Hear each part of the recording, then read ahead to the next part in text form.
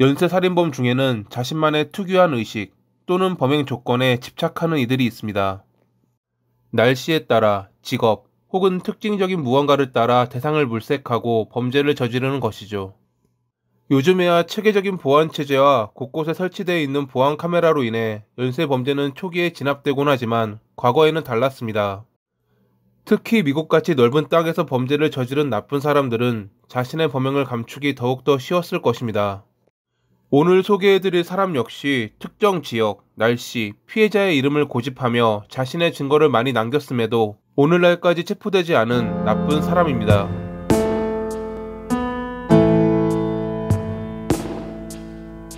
1971년 11월 16일 미국 뉴욕 로체스터에 사는 카르멘 콜로는 할아버지의 처방전을 받으러 약국으로 향했습니다. 약국에 도착한 그녀는 아직 처방전이 준비되지 않았다는 약사의 말에 가보겠다는 말을 남기고 약국을 빠져나갔다고 합니다. 후에 약사는 그녀가 뭔가 서두르고 있는 느낌이었다고 회상했습니다. 집에서 카르멘을 기다리던 부모님은 그녀가 저녁 8시 무렵까지 돌아오지 않자 실종 신고를 했습니다. 많은 경찰들이 동원돼 카르멘을 찾아 나섰지만 그날은 비가 오고 있었기에 수색에 어려움을 겪고 있었습니다. 약국을 나온 그녀가 근처에 주차돼 있던 차에 타는 것을 보았다는 목격자가 있었지만 차에 대해 정확히 기억하지 못했기에 별다른 성과는 얻지 못했습니다. 카르멘이 실종되고 이틀 뒤인 11월 18일 처치빌 인근 490번 국도 옆에서 그녀가 사망한 채 발견됐습니다. 그녀의 몸에 남아있던 성폭행과 교살의 흔적. 이러한 내용이 뉴스에 소개되자 사건 당일 490번 국도에서 카르멘을 보았다는 여러 제보가 들어왔다고 합니다. 그녀가 약국을 떠나고 약 50분 뒤 490번 국도에서 어두운 색의 포드차에 타고 있던 알몸의 소녀가 도움을 요청했다는 제보였죠. 카르멘의 죽음과 더불어 도움을 청하는 그녀를 봤다는 많은 제보자가 어떠한 도움도 주지 않았다는 사실은 대중의 분노를 일으키기도 했습니다. 경찰은 범인의 차 종류와 색상을 알아냈지만 그 밖의 정보는 얻지 못했고 몇몇 용의자들을 신문했지만 그 중에 범인은 없었다고 합니다. 그로부터 17개월 뒤인 1973년 4월 2일 그날 로체스터에 살던 완다 왈코비츠는 오후 5시 무렵 친구들과 식료품점에 들렀습니다. 신부름 목록에 적힌 물건을 산 뒤 친구들과 함께 가게를 나왔던 완다. 짐 때문에 힘들어하는 그녀를 뒤로하고 친구들은 먼저 걸어갔고 비도 오는 날이었기에 완다는 친구들과 멀어지기 시작했습니다. 친구들이 그녀에게 빨리 오라며 재촉하려고 돌아봤을 때 그들은 짐 때문에 허둥대는 그녀와 옆 도로에서 천천히 움직이는 갈색 차를 보았습니다. 빨리 오라며 소리친 뒤 길을 가던 친구들이 다시 뒤를 돌아봤을 때는 완다도 갈색 차도 사라져 있는 상태였다고 합니다. 저녁이 되어도 딸이 돌아오지 않자 완다의 부모는 실종 신고를 했고 50명이 넘는 경찰관들이 동원됐지만 그녀의 흔적을 찾기는 어려워 보였습니다.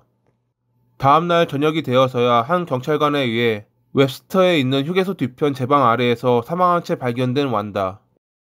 그녀의 몸에는 성폭행과 교살의 흔적이 남아있었고 옷가지에서는 흰색 고양이 털이 발견됐다고 합니다. 앞선 사건과 비슷한 느낌이 들긴 했지만 이때까지 경찰은 동일범의 소행이라 생각하진 않았습니다. 하지만 그로부터 7개월 뒤인 1973년 11월 28일에 로체스터에 사는 미셸 마엔자가 마케돈에서 사망한 채 발견되자 경찰은 세 사건 모두 동일범의 소행이라 결론지었습니다. 피해자들은 나이 어린 소녀라는 점을 비롯해 많은 공통점을 갖고 있었기 때문이죠. 살해 방법의 유사점, 피해자들의 성과 이름의 이니셜이 동일했던 점, 발견된 지역 역시 피해자들의 이니셜을 딴 지역이었으며 비가 왔던 날에만 범행을 저질렀던 점, 차가 접근하기 용이한 위치에 시신을 유기했던 점, 피해자들의 옷에서 흰색 고양이 털이 발견된 점, 세 번째 피해자인 미셸의 경우 앞선 사건과 한 가지 달랐던 점은 범인의 얼굴을 보았던 목격자 A가 존재했다는 것입니다. 미셸은 11월 26일에 하교 중 실종됐는데 A는 그날 350번 국도에서 타이어가 터진 갈색 차를 보았습니다. 운전자로 보이는 남성은 차에서 내려 조치를 취하려 하고 있었는데 그는 불편하게 한 손으로 딸 아이로 보이는 소녀의 손을 잡고 있었습니다. 그 소녀가 당시 실종됐던 미셸이라는 것을 A는 당연히 알지 못했죠. A가 도와주기 위해 차의 속력을 줄이자 남성은 자신의 뒤로 미셸을 숨겼고 차의 뒤편으로 이동하며 A를 째려보았습니다. 그가 했던 행동이 미셸이 도움을 요청하지 못하게 하려는 것과 자신의 차 번호판을 가리려 한 것일 줄은 A는 상상도 못했을 것입니다. 남성이 표정으로 거부의 의사를 밝히자 A는 다시 속력을 내며 그의 옆을 지나쳤습니다. 25에서 35세 사이의 검은 머리를 가진 백인이었으며 1.8m의 키에 75kg 정도로 보이는 건강한 체격을 가졌던 범인. A의 증언을 바탕으로 남성의 몽타주가 만들어졌고 경찰은 이를 언론에 공개했지만 사건의 실마리를 풀 만한 중요한 제보는 들어오지 않았습니다. 물론 유력한 용의자는 있었습니다. 첫 번째 피해자인 카르멘이 실종되기 며칠 전 갈색 포드 차량을 구입했던 카르멘의 삼촌 미겔. 그의 차에서 카르멘이 평소 아끼던 인형이 발견됐고 트렁크까지 세차가 된 점을 경찰은 수상하게 여겼습니다. 처음 그는 차를 판매한 대리점에서 세차해 주었다고 주장했지만 대리점 직원들은 트렁크까지 청소하는 경우는 없다며 이를 부인했죠. 게다가 조카의 시신이 발견된 뒤 4일 만에 미겔은 잘못된 짓을 했다라는 말을 지인에게 남기고 푸에르토리코로 이주했다고 합니다. 1972년 3월에 언론사에선 경찰이 미겔을 의심하고 있으며 조만간 그를 소환할 거라는 이야기를 보도했고 이 소식을 접한 미겔은 도주하며 한동안 경찰 소환에 불응하다가 3월 26일에 경찰서에 직접 방문해 신문을 받았다고 합니다. 범행 당일 그는 알리바이가 없긴 했지만 다른 물적 증거가 발견되지 않았기에 풀려났고 1991년에 아내와 형제를 총으로 쏴 상처를 입힌 사건 이후 스스로 목숨을 끊었습니다.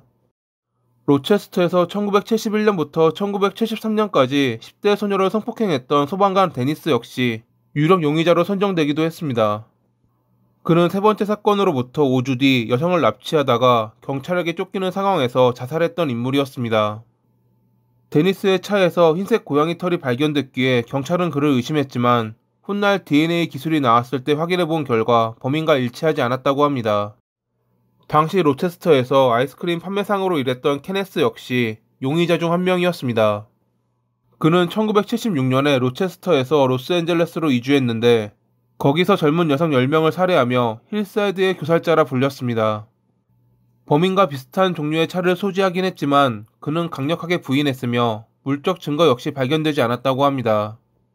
이러한 유력 용의자 중에는 2011년 4월에 체포된 조셉이라는 남성도 있었습니다.